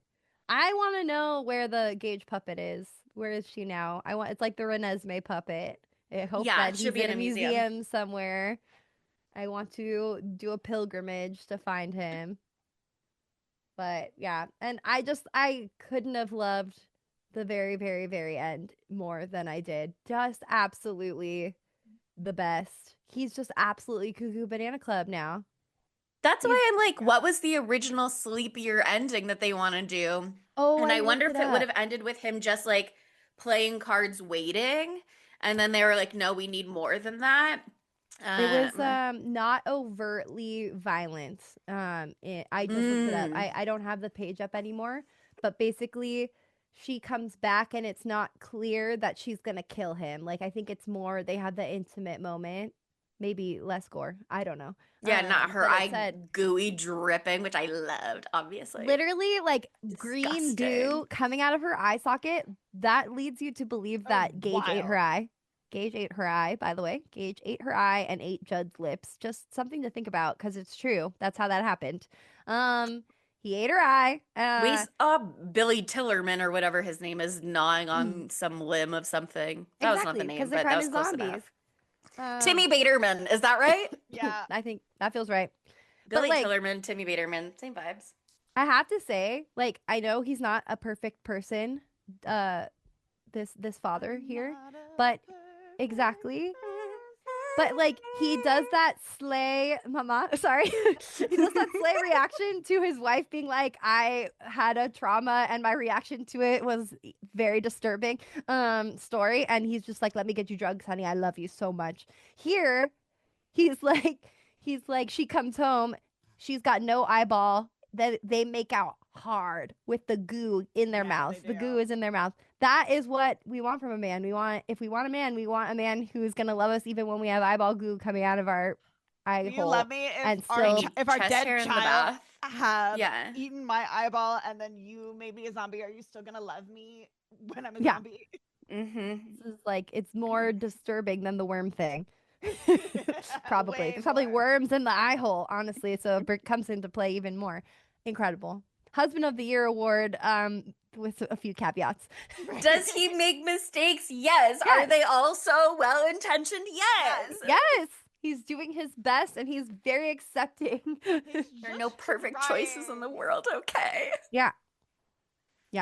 And I also think it's slay that he's like he's like, oh yeah, she's gonna come back and she's gonna be fine. But like he knows that she's not gonna be fine. And maybe he's like, then she'll kill me and I'll be dead. And we can all be together, that kind of a Except thing. for Ellen or Ellie. who's Yeah, over well, there he in doesn't care about Chicago her. having Well, he horrible doesn't care about her. nightmares. Her whole He life does is care. destroyed. He cares. He Yeah. cares so I know. much. That's why he's like so determined, I think, to be I like, know. it can't be everything. And if I can try at least, I have to try at It's least. so this story is so fucking gut wrenching. Like it deserves a non-silly.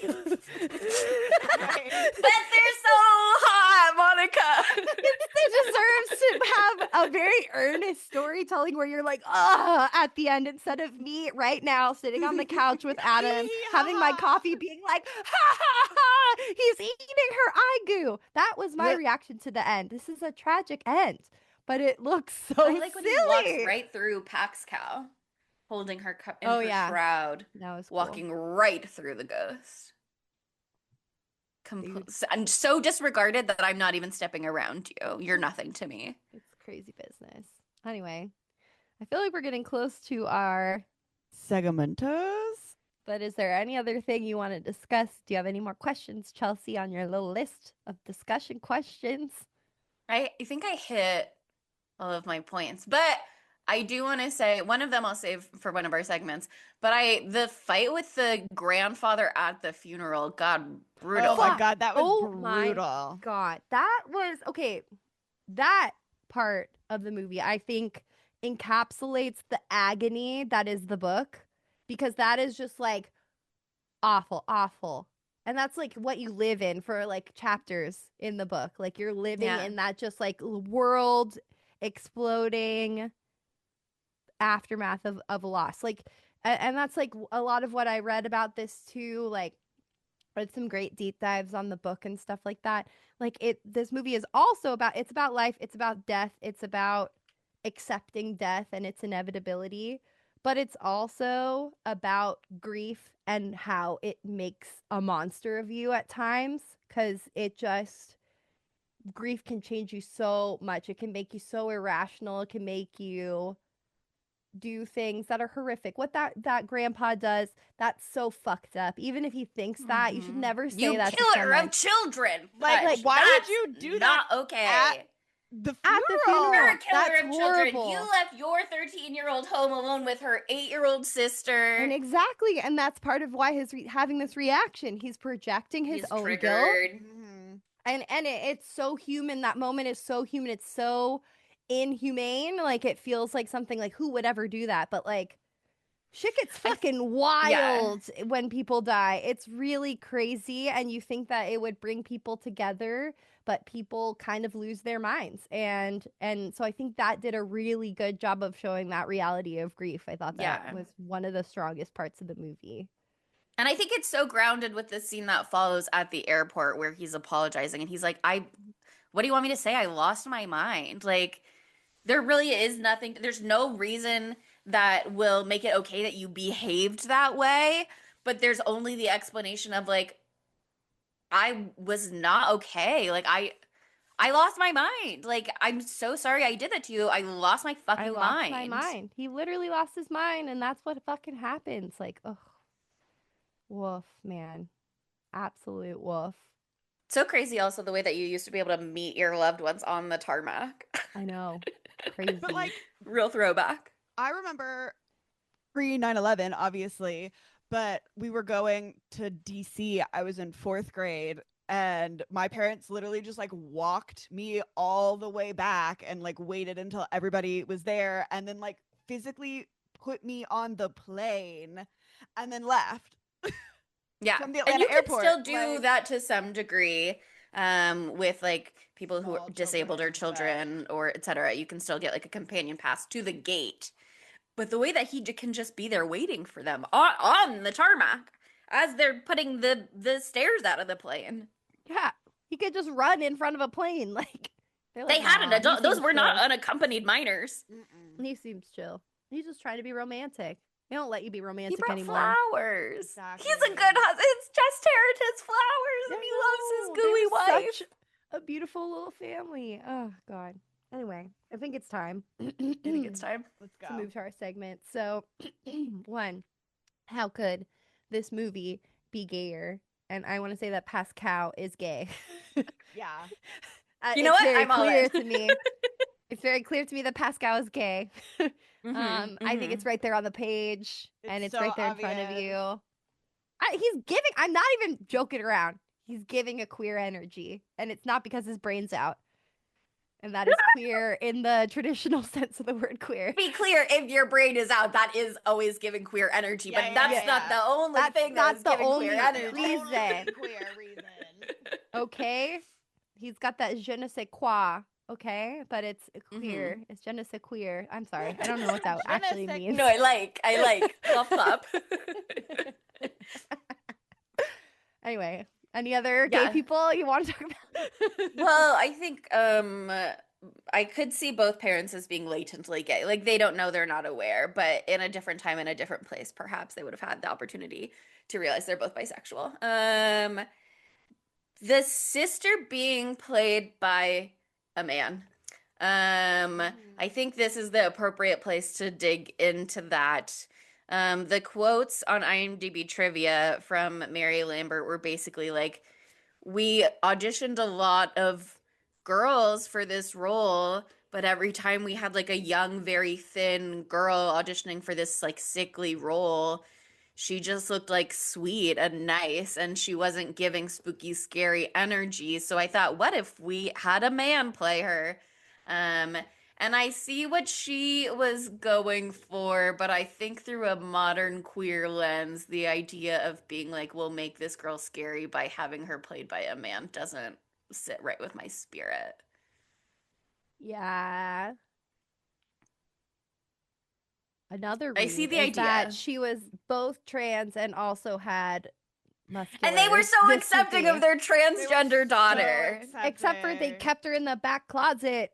Except by for she was a herself. dirty secret. Uh-oh. Now that's bad Yeah. again. Oh no. I know, it got bad again really fast. It actually stayed bad the whole time. There's just more layers to how bad it is. It's very Ruh-roh. unfortunate. What? Don't love those parents. Don't love them. Yeah. Don't love them. No, they're bad. Which is crazy because they're giving such like our one and only precious daughter when we see them as grandparents. We don't see them as young parents, but Listen, everybody knows that parents and grandparents are two completely True. different things. Like your parents True. are treating your kids exactly how you wanted to be treated as a child. You're like, Look, Look, also, they've done their you're healing journey capable to of whatever it. degree by the yeah. What do you mean Yep. that this was available? This What do was you an mean that option this the is whole within your time. repertoire? Reaching new heights. Wow, I'm glad you could be so inspired by my progeny. What about me? Yeah. Yeah. I also, okay, make things less dark. I think because we don't get Norma in this movie, it could have been Norm and Judd could be an older gay man. And I think Confirmed bachelor. specifically because like we didn't, because he's like, I could really see him like living out like kind of in the middle of nowhere in this house. He's kind of a loner, doesn't have a lot of friends. It's because he and his gay husband, they're being gay out there forever, and they had to, were you know, it's the roommates. 80s, Yeah. Mhm. and they were roommates, and they didn't want people to know. And then now, like, he's passed away, and there's no way for him to really talk about it. And so this new family comes to town. They really embrace him, and he finally has his found family again. That's so sweet. I love that. I love think that that's actually Do you think him beautiful. and Paxcow can get together in the afterlife? I Yeah, hope so. Little young Beau for Judd. Good for Look. him. Sometimes when you're gay, a big age gap is chic, actually, like Sarah Paulson and Holland Taylor. Yeah. I agree. I do want to say though, I just love Judd, and I think his performance in Yeah. this is really fun, and I love his voice, and I love his teeth. Specifically, I love his teeth. I don't know, Yes. they're crazy, and I There's love a that quote about on him. Tells me IMDb I trivia know that he's a was good like, kisser. he put on this role like putting on a pair of overalls, and I was like, Oh, Slay I love Mama. that. Slay Slay Mama for Mama. real. And I also, something else I wanted to bring up. This is more of like a movie discussion part. Sorry. Anyway, but I love that quote that we get several times throughout the film. The soil of a man's heart is stonier. A man grows what he can and he tends it because what you buy is what you own. And it also just like rhymes with the phrase like what you reap is what you sow. And so, Mhm. and I think it means the same thing, at least to me. But like taking responsibility for your actions and like the tilling of the soil and stuff. I just really love the imagery in that. Um and what was the other quote that he says? Yeah, it's better to stay dead. All of that. I don't know. I love all those quotes that are like Dead so is heavy better. handed. Dead is better. Better. I love all these quotes that are so heavy handed but like beautiful in this because those are, you know, quotes from the God sees actual the truth text. but waits. That was another banger. Yeah. Oh, that fucks so hard. What was the other thing that I was going to bring up? Oh, there's also like this whole other part of the book that they didn't bring into this one. That I feel like we have had a really fun time saying this whole time, and I'm sorry I didn't say it till now. But there's this whole part of the book called Oz the Great and Towable. Said Oz just like the that. Great and Oz the Towable. Great and Tailable. I Oz did keep the Great saying and Whittle earlier, and Towable. so I am sad that we didn't have this opportunity. Yeah, so it's the name was a childhood mispronunciation of Rachel's sister Zelda, who had the painful illness, and she had a poster in her room of the Wizard of Oz, and so it was Oz the Great and Terrible, and so they would talk about that, like, you know, Stephen King, he goes all in on these Yeah. flashback shits, like it's fucking crazy, and so yeah, it comes from the Wizard of Oz. That was on the wall of the Creed family home, and then the What? symbolism. They're like the dark and Oh distorted my images God. of death that haunts the family, whatever. And basically like becomes a thing that like as a reference to death itself, death is Oz the Great and Terrible. It's like I know, it's ridiculous. It's so ridiculous. But when I read that, when I was reading through stuff, I was like, Mhm. before I found the thing that I already read to you about the painting of Cunty Gage in his top hat with the With his cat, cane. I was like, was that supposed to be like a Wizard of Oz thing reference? Because I could kind of see that vibe there with the cane and stuff. Like, doesn't the wizard have a cane? Like, I literally just saw Wicked for Good yesterday, so he has a cane in that. So I thought that it was that's why he looked like that, and I was like, oh, what a weird decision to do that reference to Oz the Great and Terrible, and then it's it's not that at all, and I was like, okay, I still don't get it. I don't understand. Osagway and Towable, I think, really leans into the pet cemetery misspelling nature of it all, which is like so simple, just touched on for like a second in the movie, but I liked as a detail just to be like, this pet cemetery was made by and for children. Yeah. Yeah. Children That's why it's Children don't spelled know how to wrong. spell. have to learn things over time. They don't know everything coming fresh out of the womb. They're not all dead Gage with a full and fabulous vocabulary. Cemetery is a hard one. You wouldn't expect I all those know. E's and a C. mhm. Also, I don't know if you guys have ever been to a pet cemetery before, but there's one on Catalina Island. And Mm. I went when I went to it's in Avalon, and when I went to Avalon last year in like February, I walked through it, and it was really cool because it's very very sweet, and it's also definitely like by and for children as well, and so there's like little art things and stuff like that. So it was just cool to see one in real life because I think that's a really sweet There's a big sentiment. There should famous be more of one them. in Alabama called like Coonhound Cemetery, and it is in Sweet Home Alabama. If you remember that movie, like where they go and they bury their dog, like Need a it's like dog. Oh it's like yeah. that's a real place. It's like 2 hours from my house. I think it's in like Cherokee, cool. Alabama, or something like that. I love that. Yeah, I think that's nice because I think that, obviously we know this because we've experienced animal loss in our life. Like they can be just as Prominent close to in your you as family. as a family member, even closer because there's a physical closeness that humans sometimes don't share with each other because we're weird. But your doggy will be right there with you. Your kitty, if she's in a good mood, is going to be right there with you. And so I think that like having that sort of ceremony and a reverential spot, like where you can, commune with that past loved one, like that should be something that is easier And more normal. and more normal. Yeah. So anyway, more pet cemeteries, but hopefully not the ones with the Wendigo. Anyway, Not on That's beyond. That's past the barrier. that's not the cursed barrier. You gotta, native lands. yeah, check if it's a native burial Look, ground first, Man, the and then 80s go from there. love native burial ground They love that. trope. I'm oh sure my that this is God, also we're a so locked horrible in. portrayal, Portrayal of and I'm Native American sorry. people in the Yes, Micmac yeah, tribe. The and I'm Micmac. sorry. And I love that they're like, oh, it's all about the Native American story and like their magic or whatever, and you don't see any of that or any Any of of it. them or You hear anything at about the all. rag man who was half Micmac Indian, but blah blah blah.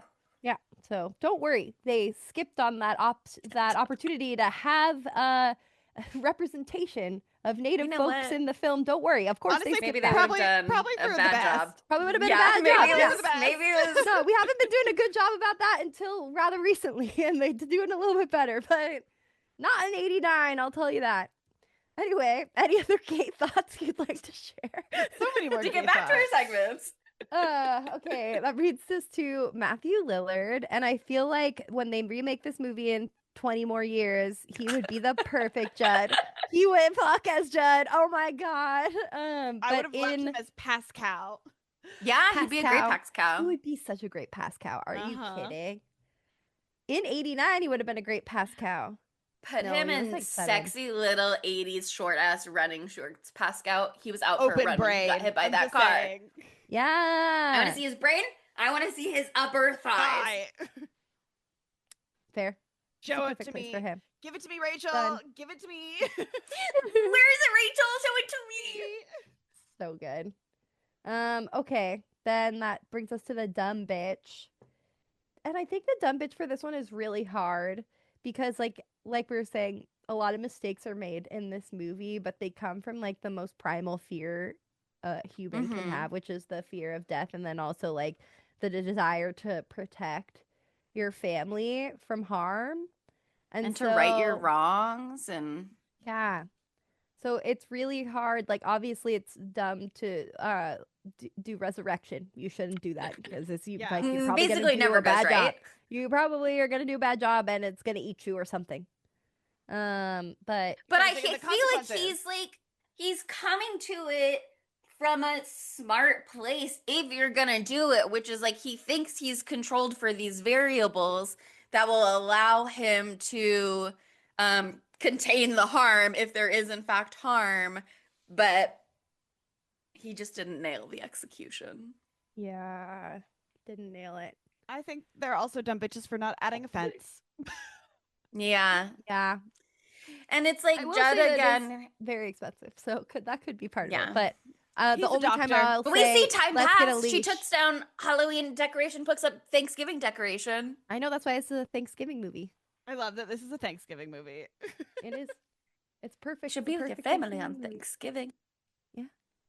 Thanksgiving. Yeah. I think Judd, if we're giving Lewis a nomination, Judd also deserves a nomination I because he agree. introduced this Yeah, whole That's concept he it. in the should have first left that place. Yeah. alone. No, I almost give it more to Judd because he started the sure. imbalance. Yeah. And Yeah. he He had a there was lot of just no need for information it. he wasn't sharing up front. Confirmed or not, there were things he knew it had been done to a human before. He knew it came back wrong. He knew there maybe was like a balance of life and death that needs to be maintained. And he was the one that brought them to the pet cemetery in the first place and was like, this is a easy enough, not easy, but like an okay first step to introduce the concept of death to children.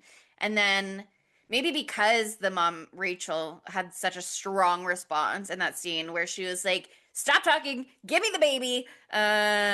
Maybe that was part of why he was like, okay, they're not ready for this, and so I'm gonna like protect. But it was literally his idea to bring them. I mean, it wasn't his idea. They were like, "Where does this path go?" And he was like, "I'll show you." So they asked him, but for him to be like dialoguing with this and with death with the children, and this is a place where the dead speak, you can come and revisit them and talk to them, blah blah blah, and then to like back off from that in a way that has such dire consequences is like more dumb, I think, than Lewis's I agree. choices. I agree. So let's give it to him. Yeah, I'm That brings down. us to sorry, that brings us to our knives out of fives. Chelsea? Um, I feel like I think of this movie as like such a classic in many ways, but maybe it's just because like the story as a whole has taken hold. But I was kind of surprised to see the numbers for this one. I'm not that surprised because again, I watched the movie. But for this movie on IMDb, it has a 6.5 out of 10. And then on Rotten Tomatoes, it has 58%, which is rotten from critics. Um, and then it is fresh from audiences, but just barely at 60%. However, it did get some, like, it did do a little bit small, like, festival circuits where it got some noms and some wins. At the 1991 Academy of Science Fiction, Fantasy, and Horror Films, it was nominated for Best Horror Film. However, it was also at the 1990 Razzie Awards nominated for Worst Original Song because Mary Lambert, music video director to the stars, knew the Ramones, and Stephen King likes the Ramones, and so she got the Ramones to write a song called Pet Cemetery. And I'll love link that the music video in the song! description. Yeah. That was written for this movie, and the Razzies were being haters about it. But I listened to it and I watched the music video, and I was like, "What's wrong with this? What's the problem here?" So, And listening to it right now.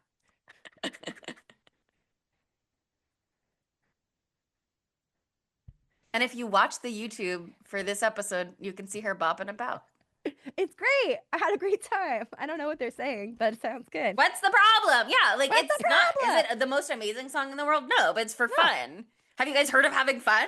Yeah. Exactly. Remember when we got cunty songs like Killer Clowns from Outer Space? Remember Let the us do blob? that. Oh my god. But you have to Okay. put it in the opening credits then, I guess, not the ending credits. Yeah, but The I don't ending feel like credits is where you tonally, throw an original song when you're like, I actually don't need this. but tonally starting it with this song would be ridiculous. That's crazy. Bonkers, yeah. That's literally crazy. Okay, who wants to go first for this one? I'll go. Okay. I'm gonna give this movie a 3.5 out of 5. I had a very good time, but it's like very cheesy and very like fun. Know what I mean? Like I'm not scared. There's nothing scary about it. It's slightly traumatizing. And I still had a good time. I do kind of now want to watch the remakes and Me see too. what that is, and I kind of want to read the book. I should know. read the I book. also am kind of interested Like, in the book You now. guys should read the book. Yeah, now I I'm would kind of love. interested in the book. It's a That's hard a- one, but I think that it's worth your time. It's long. By the way, all of his books are long. Yes. Have you guys heard that? Yeah. Yeah, they're all really long. But anyway. Did you want to go Okay. next or do you want me to go next? I'll jump in. I think I'm gonna give it slightly higher because I just really have a soft spot for this movie. I don't know when I saw it for the first time. I think it might have been during the demi, which is what I'm calling the pandemic now. What a As of cute right little this moment. nickname for The it. little demi. I think I saw it then, and it totally just like blew my mind because I was like, what? I was like, what the fuck was that? That was crazy. I don't think that like it doesn't deserve a 4. Okay, 3.8. Give me a 3.8. It doesn't deserve a 4 because it's kind of bad, but like it's good as a It's movie. good bad. It's good bad. They do some hilarious things. They do some very 80s things. I love the effects. I think that the top hat is the craziest thing I've ever seen in my life. I can't believe it. It's absolutely shocking that that was a choice that was made. Unbelievable. They don't do it like that anymore. It's too bad. But I do think it is a tragedy in many ways that a story that is so moving is not cheapened. That's too mean. But kind of. It's a little bit cheapened by the way that this turned out. And so I don't want everyone to go to have a theater going experience where you want to kill yourself after. But that's what you're supposed to feel after experiencing Cemetery because it's just a really difficult story and it's super bleak. And I get them not wanting to make that movie, but I want someone to because I want to watch Yeah. it and cry really hard the whole time because I love to cry hysterically. So that's my one request. Give me a movie where I can cry hysterically and then feel really bad afterwards. But if they did it right, you would feel like how I felt after Bring Her Back, I feel like. And I don't want to feel that way ever again. So maybe not, you know. Yeah. It's tough. What It's did tough to they get what you say? want sometimes. The soil of a man is filled with stones. It's like what close. what you buy, you also own, or some fucking shit. So like, you reap what you sow. I'm asking for a movie that's gonna make me want to die, and Yeah. if I get it, I'm gonna feel that way. But anyway, I'm so glad we did this. Great idea, Sydney. Yeah. Thank you. It's the perfect Thanksgiving movie. Fun for the whole family. They're all dead now. Yeah, I really liked it. I thought the ending slapped. I think that's with if the ending were different, maybe I would not like it as much as I do. So I think the ending is doing a lot of heavy lifting. But on a second watch, there was a lot of setup that I liked. We've talked about like the foreshadowing moments. Those were strong. The introduction of like the 18-wheeler barreling down the street before we even see the family driving up to their home for the first time, I liked. I liked the directorial choice of, I mean, the screaming no was like a little soap opera-y, but also sure, yeah. But that overlaid with like the photographs of Gage's like short childhood cut to them like looking at photographs in a scene, is a little silly, but I liked it. But Sydney saying this has TV movie vibes 100%. 100%. Not a bad thing, but a different vibe and a different setting. And so I think I'm kind of like right there with her at a 3.5 knives out of fives lovingly. Fair. Totally fair. Okay, well that closes the book. Okay, wow. The book on Pet Cemetery 1989. Maybe we'll watch the other ones, but don't worry, we won't cover them right away because what's the likelihood of it being good? Low. But next week we're kind of like in this vibe. I don't know if this is influential to why we chose this movie, but I think it is because ever since we watched Frankenstein, all I want is gothic shit. I just want more gothic shit. And we accidentally chose a movie that had very many Frankenstein parallels in many different ways. Stylistically very different, but thematically the themes are there. And so now we're taking back to the gothic vibes, that sort of energy as we go into next week and we cover a movie that you might have forgot about. Maybe you forgot. but I didn't forget because I'm always thinking about Daniel Radcliffe, okay? And you should be Love too. him. Everybody should be thinking about Daniel Radcliffe at all times. But we are going to cover this is like one of his first roles after Harry Potter, I think. I think it was 2012 and it was The Woman in Black. Was it 2012? I just guessed. I really guessed. I think honestly so. guessed. I just Googled it, I and I think think that's so. right. That's what it says on Wikipedia. Well, there we go. I had an innate knowledge. But anyway, this is a little baby still, Daniel Radcliffe being a spooky man. I really like this. I remember seeing this in theaters because I was a stan and a fangirl for him. And I still am to this day, to be so clear. And I remember being like, ooh. So much so I tried to read the book of this movie, by the way. And I read the entire book. And I got to the end. And they said the name of the book at the end. And it was like The Woman in Black, The Secret of the Red Horse or some shit. That's not it. And I was like, why does it have that like other name? And I realized that I didn't read the book for The Woman in Black. I read I remember an that. unauthorized sequel that was literally not written by the same author. It's like literally a different author. And it was a completely different story. And I was like, God, this is so weird. Like the main character is a woman. And so I guess they changed that for Daniel Radcliffe for the film. Anyway, it's a completely different story, so I've got absolutely nothing to bring to the table next week. Amazing. Strong Yeah. start. It's gonna be great. I think it's gonna be good. But yeah, join us next week and we will look at Daniel Radcliffe and say, what a beautiful short man. Love him so much. What a Short cutie king. cutie pie. Starting off his freaky film career with a bang. Anyway, it's Thanksgiving. It's a time for giving thanks to us for making a podcast for you every week for 5 years. And why not say that it written down in a 5-star review on Apple Podcasts, or just realize you can do reviews on Facebook. We have one review on Facebook. It's very Woohoo! nice. Whoa. Would you like to be our second? I don't know if people look at that. We don't really go on the Facebook that much. But if you want to go in there and do that, certainly I would be thankful. I don't know. What about you, Chelsea and Sydney? Would you be thankful? I'd be would thankful. We'll also I'd take go, a 5-star "Thank rating on you." Spotify. We go, thank you. We say, thank you so much. Also, why not follow us on social media? We're at spooky_Tuesday on pretty much everything, except for Facebook and Tumblr, where we're at Spooky Tuesday Pod. Go to our website, spookytuesdaypod.com, and you can check out every piece of information you've ever wanted to know about the pod, every movie we've ever covered, what we're going to do next week. Oh my God. Sexy photos of us, little blurbs. It's all there. Check it out. It's gorgeous. It's gorgeous. And also, we are on Patreon. It's beautiful. And a little birdie told me that the patron vote is coming up soon. Whoa, who heard that? Whoa. Don't you want to have a say in things? Yeah, jump in there quick, quick, quick. And then you can make your voice heard. Help us choose what we're doing on the podcast. And also join our Discord where we have fun every day. Except right now we're fighting about the scores that we gave to Shelby Oaks. They think that they were too high.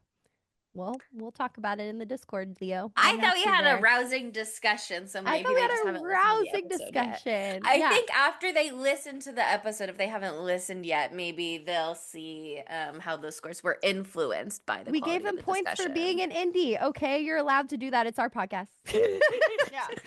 Anyway. Actually, you guys, back off. It's our Actually, podcast. if you want to have a verbal fight with us, you should join our Patreon. Listen, and I also And we said love to maybe have if you were little there when we were tiff. drunk and in matching Halloween pajamas in theaters. Yeah, maybe if you were together, wearing magic Halloween pajamas in the theater.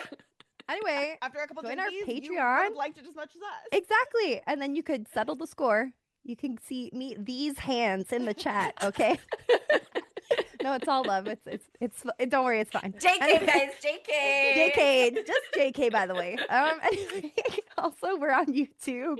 And today we have Sydney wearing cunty eyeliner and freshly trimmed bangs.